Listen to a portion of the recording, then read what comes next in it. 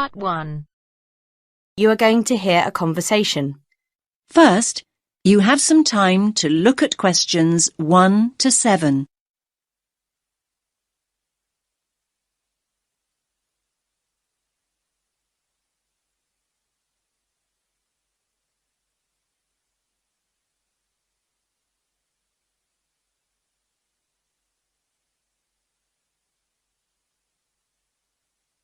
Listen carefully to the first part of the conversation and answer questions 1 to 7.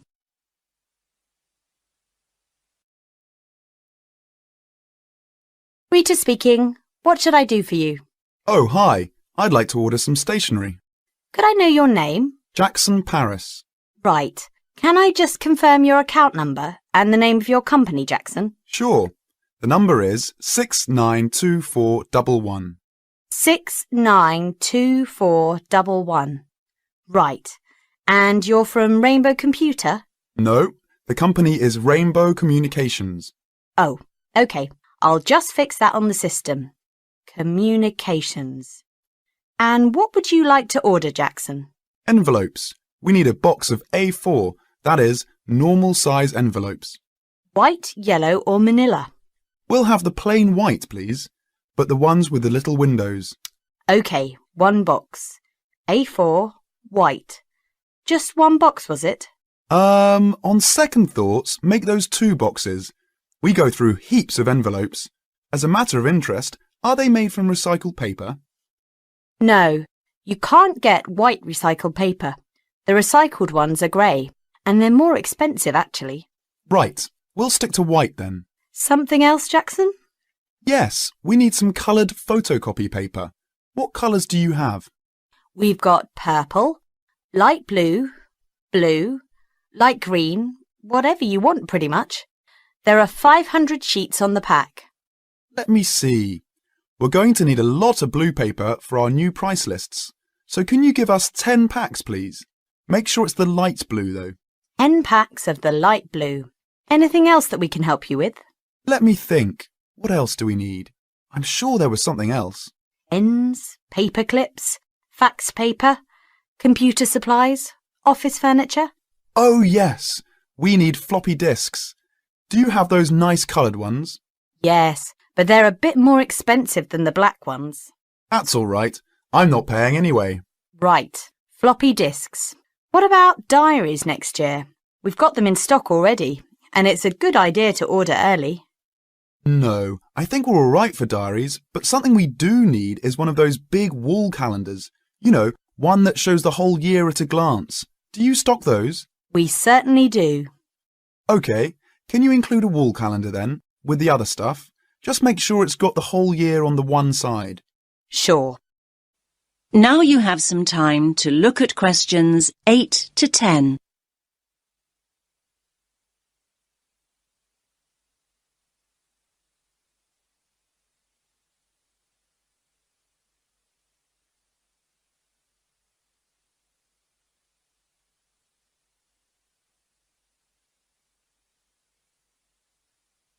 Now listen to the next part of the conversation and answer questions 8 to 10.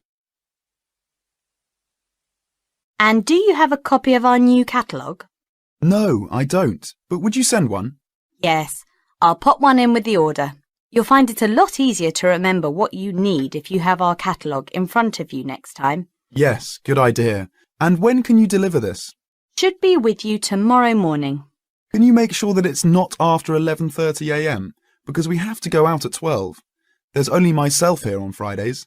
Fine. I'll make a note in the delivery docket that they should deliver before 11:30. Thanks very much. Thanks.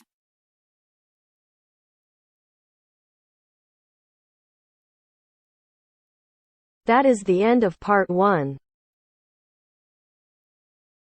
You now have half a minute to check your answers.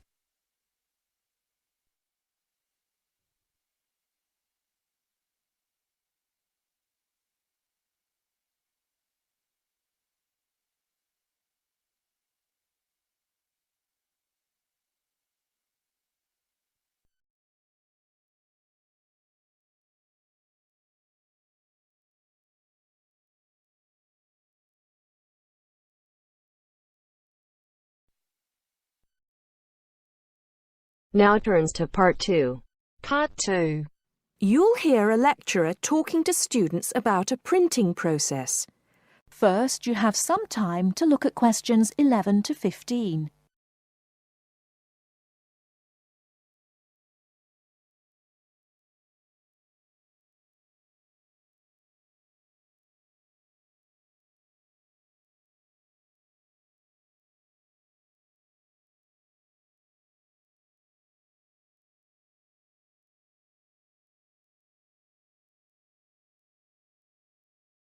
Now, listen carefully and answer questions 11 to 15. As I've made clear in earlier lectures, many different solutions have been proposed to the basic technological problem of getting meaningful marks onto paper. In other words, several different forms of printing have developed over the years, many of which are still in use today for different purposes. This week, I'd like to discuss the rotogravure process. This is one of the most widely used printing processes, and after describing how the process works, I'll be describing some of its industrial uses and the advantages and disadvantages of this form of printing. As the name implies, rotogravure is a form of printing in which large cylindrical pieces of metal rotate, while the paper to be printed passes between them. The paper is held in place against the printing surface by the impression roller. The weight of this roller is one of the factors that affect how much ink is actually transferred to the paper. Remember that this roller does not directly transfer ink onto the paper. The side in contact with the impression roller remains blank, and it's the other side of the paper which is actually the printed side. The impression roller presses the paper against the ink-bearing roller, generally known as the gravure cylinder. This roller is etched or engraved using either a laser or a diamond-tipped etching machine. This creates a large number of tiny holes in the surface of the roller which hold the ink. The depth and size of these holes determines how much ink is picked up from the ink fountain, which the whole printing assembly rests in. How much ink is picked up, in turn, determines the density of the image produced. As it rotates, the lower roller picks up more ink on its surface than is required, and this needs to be removed before contact with the paper. A flat edge, called the doctor blade, scrapes against the surface and removes all ink which is not in one of the holes on the surface of the lower roller. This should lead to a clean image. Before you hear the rest of the talk, you have some time to look at questions 16 to 20.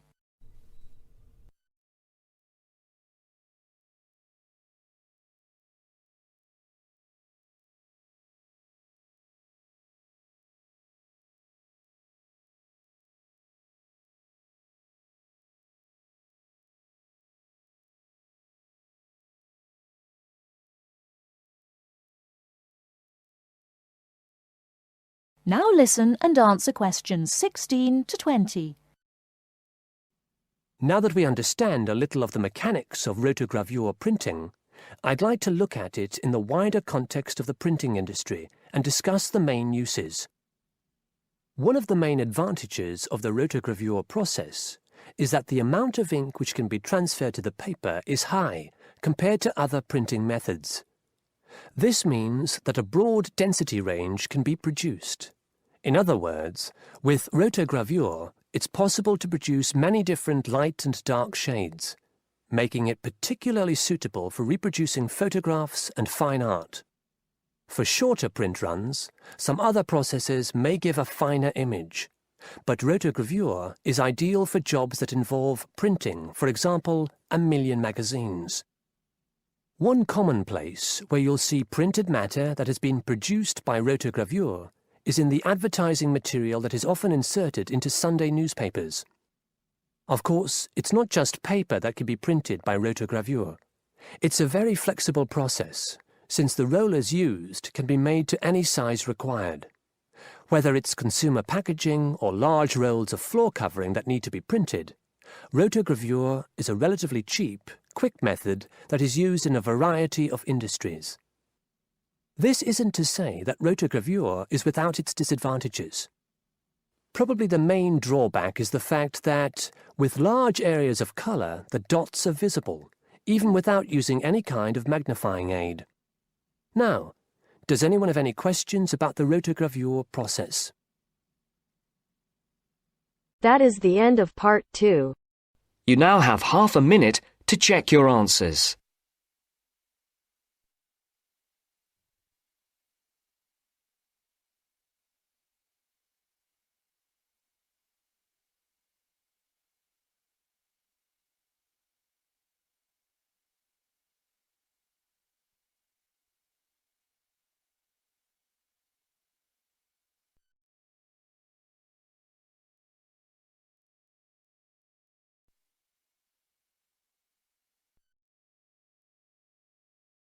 Now turns to part 3.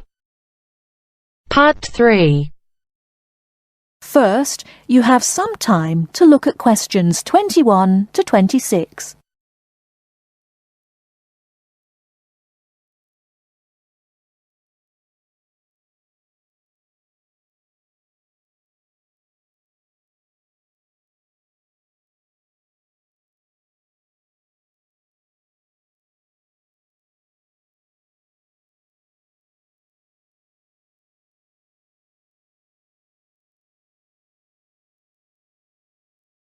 Now listen carefully and answer questions 21 to 26. Hello, my name is Emiliano. I am a student here and I'd like to rent a house for 6 months. OK, well, you've come to the right place. We specialise in short-term rental. First of all, I would like to get a few details from you. Can you give me your full name, please? Yes, it is Emiliano Nespla. And can you tell me your present address, please? Yes, it's 17 Middleway, Penrose. I'm living with a homestay family at the moment. That's great. Now, do you have any identification with you? Oh, and we will need a reference from someone who knows you here. Maybe your homestay family. Yes, okay. Here's my passport and a card from my language school. My referees can be Mrs. Alice Thompson. She's my homestay mother and she wouldn't mind, I'm sure. You can contact her at the same address as me, of course. OK. If we need to contact you, should we leave a message with your homestay? No, you can speak to me directly. My cell phone number is 021 548 3534. Great. Now, do you have a bank account? You will need to pay your rent by direct debit. You know, it will come out of your account automatically every month. Okay, I don't have my bank account details with me now, but I can get them and bring them back later today. That's fine. Now, can you tell me what kind of house you are looking for? Do you want to rent by yourself? No, I'm looking for a 3-bedroom house. I want to rent with my 2 friends. I will bring them in to see you later today. OK. And what areas are you interested in renting in? Well, here's a map. Can you see my school? I don't have a car, so I need to take some kind of public transport to school and I don't want to travel for more than 30 minutes each way. Do you think you have anything which is suitable? Yes, we do. Here is a list of available properties. I'll highlight the ones that could be of interest to you. Look at the map and go and have a look at the houses with your friends. Do you have a friend with a car? Yes, I do. Good. So go and look outside the houses. It will give you an idea of what the area is like. But remember, don't go into the garden or knock on the door. If you want to go in and have a look, let me know and we can arrange an appointment. Okay, can you give me an idea of price? Yes. If you look at the list, you can see the weekly rent written next to the house address. Oh yes, I can see it now. Do I need to pay anything else? Yes, you need to pay a deposit which you will get back when you move out, and you have to pay a non-refundable agent fee which is equivalent to 1 week's rent. You will have to pay your bills when they come in every month too, of course. Okay, well, thank you very much for your help. What time should I come back with my friends and my bank details? How about 2:30 this afternoon? That sounds good. Thank you for your help. I'll see you later. Thanks for coming in. Goodbye.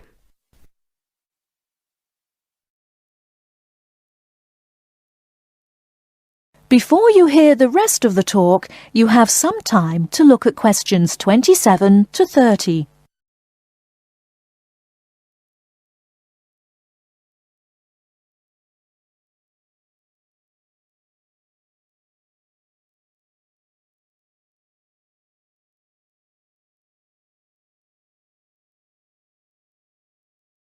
Now listen and answer questions 27 to 30.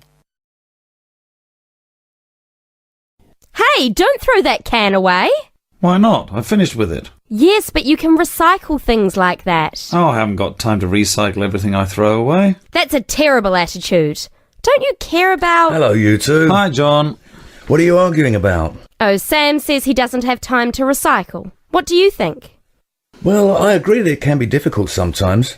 Do you always recycle everything then, Mary? Yes, I think everyone should. I mean, look at the state of the planet. If we don't all start making an effort now, it could be too late. Well, one of the reasons I don't recycle as often as I should is that I don't really know where to go. There are no recycling facilities near me. Well, I know I said I haven't got time, but actually there is a bottle bank near the supermarket just up the road. So I suppose there are limited local facilities. So you can do your recycling outside the supermarket? Yes, but like I said, only limited. It's only a bottle bank. Well, I don't have a car, so it's very difficult for me, but I still do it. Sometimes a friend comes over and we take our recycling together, but not very often. So if your facilities are limited, then mine are very limited. Well, I suppose if you go to all that trouble, I might make more of an effort. Good. If it was up to me, I'd encourage more people to recycle. How? Well, how about some kind of incentive? A reward for anyone who makes an effort to recycle? That's a good idea. But if you think everyone should recycle, then why not penalise those who don't recycle instead of giving something to people that do? If there was a fine for anyone caught throwing recyclable materials in the rubbish, people would take more notice. Well, now you're going too far. Do you really want anyone going through your rubbish just to check if you're following the rules? No, I don't think fines are a good idea. Well, I think we should be doing something. Anyway, I have to go. I've got my social science class next. See you later. Yeah, see you later. Bye.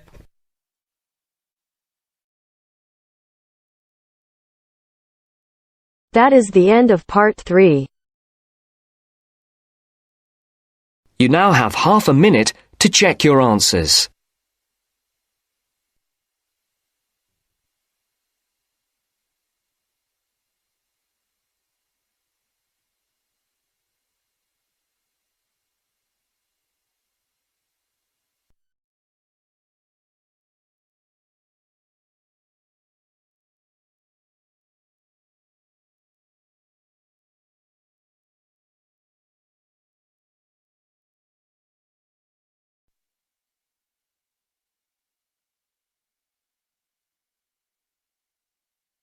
Now turns to part 4.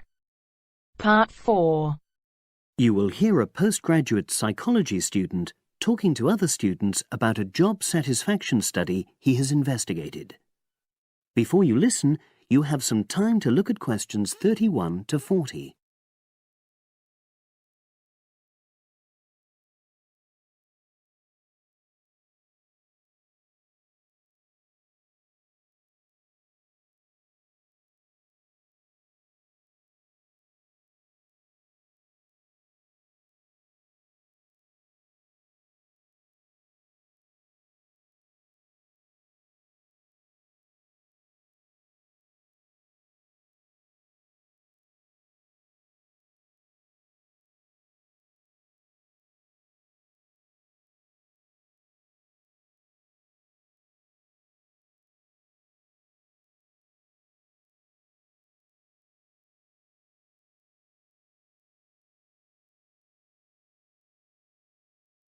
Now listen and answer questions 31 to 40. Good morning, everyone. For my presentation today, I'm going to report on an assignment that I did recently. My brief was to analyze the methods used in a small study about job satisfaction, and then to make recommendations for future studies of a similar kind.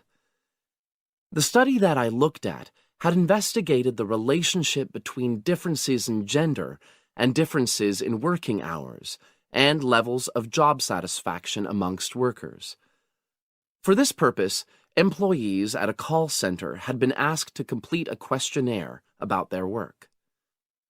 I'll summarize the findings of that study briefly now. First of all, female full-time workers reported slightly higher levels of job satisfaction than male full-time workers. Secondly, female part-time workers reported slightly higher levels of satisfaction than female full-time ones did. On the other hand, male part-time workers experienced slightly less job satisfaction than male full-time workers. But although these results seemed interesting and capable of being explained, perhaps the most important thing to mention here is that in statistical terms, they were inconclusive. Personally, I was surprised that the findings hadn't been more definite, because I would have expected to find that men and women, as well as full and part-time workers, would experience different levels of satisfaction. So I then looked more carefully at the methodology employed by the researchers to see where there may have been problems. This is what I found. First of all, the size of the sample was probably too small. The overall total of workers who took part in the survey was 223, which sounds quite a lot, but they had to be divided up into subgroups. Also, the numbers in the different subgroups were unequal. For example, there were 154 workers in the full-time group, but only 69 in the part-time group. And amongst this part-time group, only 10 were male, compared to 59 who were female. Secondly, although quite a large number of people had been asked to take part in the survey, the response was disappointingly low. A lot of them just ignored the invitation. And workers who did respond may have differed in important respects from those who didn't. Thirdly, as the questionnaires had been posted to the call center for distribution, the researchers had had very limited control over the conditions in which participants completed them. For instance, their responses to questions may have been influenced by the views of their colleagues. All these problems may have biased the results. In the last part of my assignment, I made recommendations for a similar study, attempting to remove the problems that I've just mentioned. Firstly, a much larger sample should be targeted, and care should be taken to ensure that equal numbers of both genders and both full and part-time workers are surveyed. Secondly, the researchers should ensure that they are present to administer the questionnaires to the workers themselves. And should they require the workers to complete the questionnaire under supervised conditions so that the possibility of influence from other colleagues is eliminated.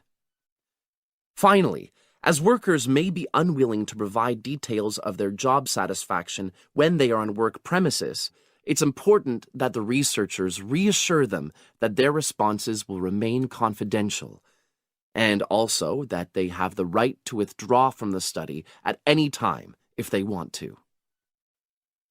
By taking measures like these, the reliability of the responses to the questionnaires is likely to be increased, and any comparisons that are made are likely to be more valid. So, that was a summary of my assignment. Does anyone have any questions? That is the end of part 4. You now have half a minute to check your answers.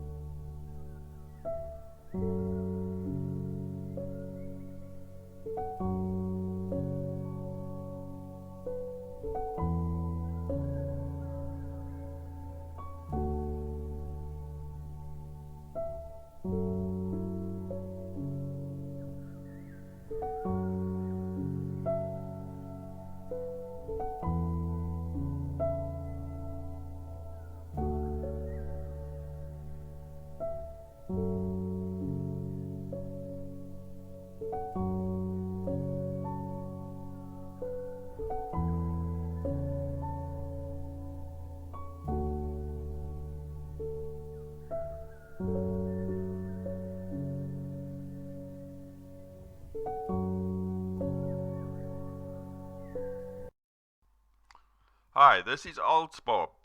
I would very much appreciate it if you could like, subscribe and share this video, as this will enable me to help more IELTS students reach their IELTS goals. Very much appreciated. Thank you.